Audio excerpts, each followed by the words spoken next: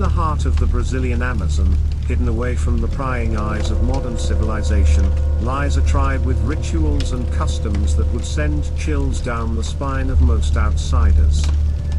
The Canela, an indigenous group of about 3,000 people, have called the tropical savanna of Maranhão their home for centuries. As the humid jungle air hangs heavy, the Canela live in large circular villages, their homes arranged in a ring that can span up to 300 meters in diameter. But don't let the seemingly peaceful layout fool you.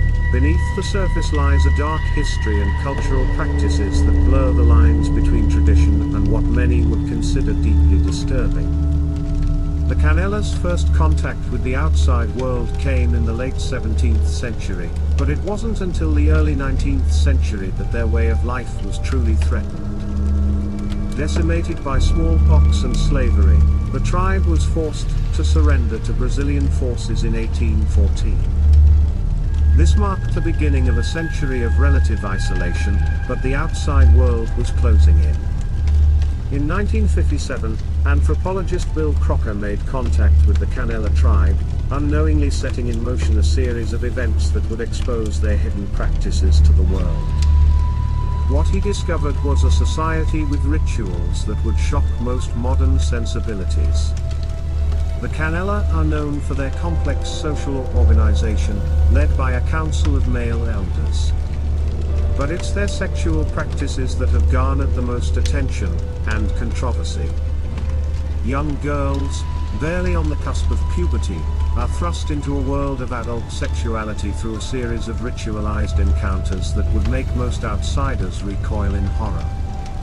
Hidden away from the prying eyes of modern civilization, lies a tribe with rituals that would send chills down the spine of most outsiders. The Canela, an indigenous group of about 3,000 people, practice coming-of-age ceremonies that blur the lines between tradition and what many would consider abuse. As the humid jungle air hangs heavy, young Canela girls, barely on the cusp of puberty, are thrust into a world of adult sexuality through a series of ritualized encounters that would shock most of modern society. The process begins as soon as a girl experiences her first menstruation, typically between the ages of 10 and 13. The initiation starts with the girl being taken to a secluded hut on the outskirts of the village. There, tribal elders prepare her body with traditional paints and adornments, marking her as ready for the ritual to come. The girl is instructed to remain silent and compliant, a passive participant in what's to follow. Over the course of several days, the young initiate is required to engage in sexual acts with multiple adult men from the tribe. The number of men involved is staggering. Some accounts suggest as many as 15 to 20 men participate in deflowering each girl. The encounters are brief, lasting only seconds, but are repeated many times, a relentless assault on the girl's innocence. Tribal leaders oversee the process, ensuring the girl submits to each man. Resistance is not tolerated. The Canela believe this ritual is essential for preparing girls for marriage and motherhood. It's seen as a way to make them sexually generous and willing to please men. But the ordeal doesn't end there. After this initial phase, the girl enters a period known as mencrecrery or slippery, free person. During this time, she is expected to accept sexual invitations from other men in the tribe. If she refuses, a group of men may waylay her to teach her to be generous. The threat of violence hangs over her like a dark cloud. The next stage of the ritual involves the girl being assigned to a men's society during a summer festival. Along with another girl, she is expected to participate in group sex with the society members. This practice, known as sequential sex, involves the girl having intercourse with 15 to 20 men in succession. If the girl performs well during this ordeal, she earns payments of meat from the men. These payments are given directly to her future mother-in-law, a grotesque transaction that commodifies the girl's body and sexuality. The Canela claim these practices bond the community and prepare young women for their roles as wives and mothers. But to outsiders, it appears as a systematic exploitation of young girls, robbing them of their autonomy and childhood. What's perhaps most chilling is the mechanical, emotionless nature of these encounters. Canela sex typically involves no kissing or touching of genitals.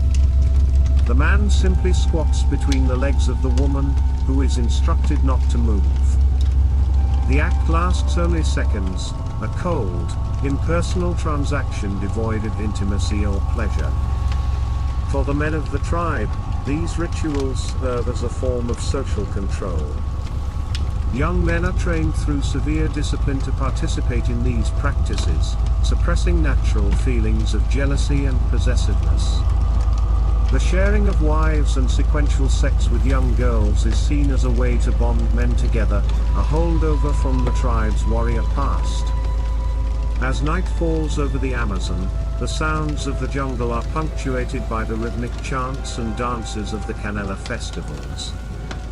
But beneath the surface of these celebrations lies a dark undercurrent of exploitation and control.